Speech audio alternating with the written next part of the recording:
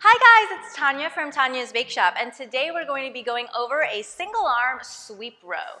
To start off, you're going to need a bench or a flat surface that you're going to be able to hinge forward on and then rest your arm to keep yourself balanced. So I have a bench that's just set to 0 degrees and it's flat. You're going to stand next to the bench, and you can either choose to have one knee on the bench or both of your feet to the side of the bench. You're going to hinge forward, back straight, core tight. Make sure you pull your shoulder blades back so that your chest is in one straight line. And then your arm without a dumbbell is going to be in front of you to keep you stable on this row. With the arm with the dumbbell, you're going to drop your arm and make sure you pull your shoulder blade back. What's different about a sweep row is that you are literally doing a sweeping motion.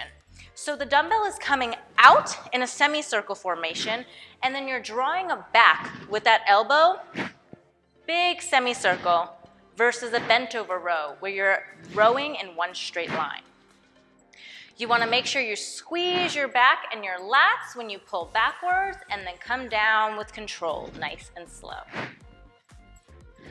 You can also have one leg on the bench.